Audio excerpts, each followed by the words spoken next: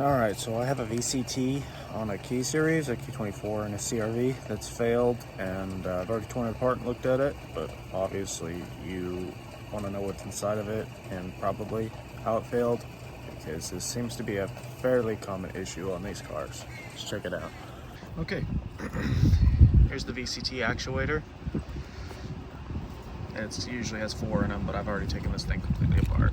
Right here where this little circle is, there is a spring inside of it, so when you take this off, you'll notice there's pressure on it, so just want to be careful of that. This little arrow always lines up with that dot there, so you don't have to worry about losing orientation, as well as it matches that keyhole. So you can see that there's tension on it. That's not me pushing on it or picking it up, so I'll take that off, set it off to the side. Then there's this is just a guide pin that magnetizes right there. And here is one of the parts of failure. So the spring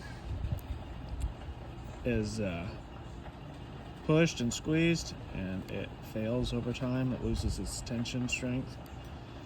So it doesn't have enough oomph to keep this pin down in here. I'll pop it out here in a second, but there's pin down in there that when the oil pressure runs through here, it pushes that pin out and it allows this to turn. And this is what lets the advance change when you give it gas.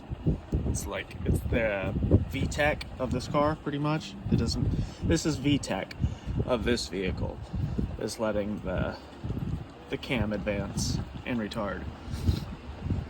So I will pop that out. We'll just turn it upside down and knock it on the table a couple times.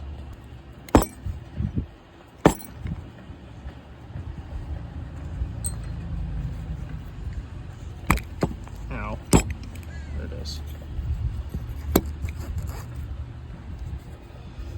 So when the oil pressure pushes up through this hole, which is, don't worry about that. It's unlocked right now. When the oil pressure pushes up, it pushes up to allow this to advance. And when there's not enough oil pressure, this will push back down and lock. This is also another part of failure. This should go up and down extremely easy, and this one does not very well. The pressure it has is how much this advances.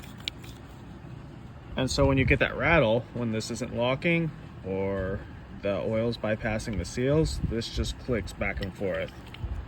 Just makes that noise. And that's exactly what it's doing. It's just making it back and forth, and it's rattling.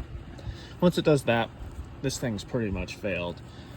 And I thought about rebuilding it, but the parts to rebuild it with the spring and the new seals, which I'll show you the seals here in a second, is about $100, and you can buy a new, not from like O'Reilly's, but if you go online and buy a new one, they're like $100.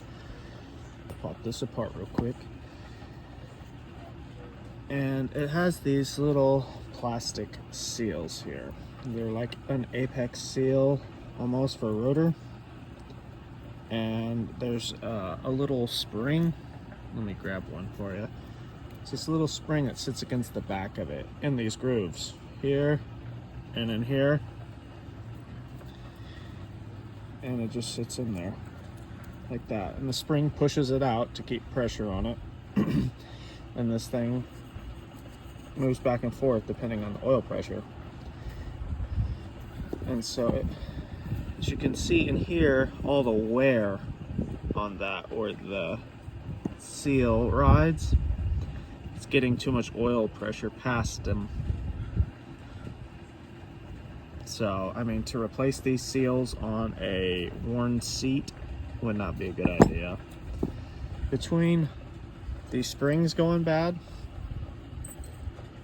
and these seals going bad, and if they do have wear, this unit's shot. Like, I could rebuild it and it might work, but it's not gonna last. There's no point in it. But I've seen so many videos of people saying they failed, but they never go into like why they fail. I mean, it's a lot of wear. These seals wear.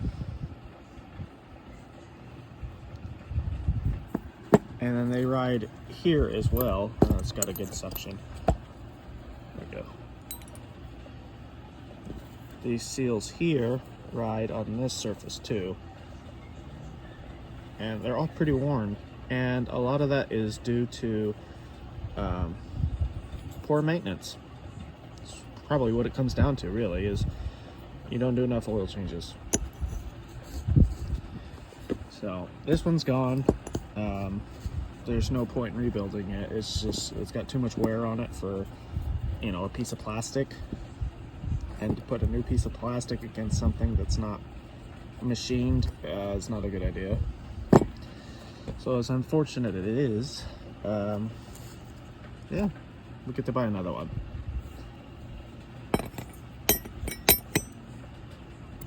It's a big old paperweight now.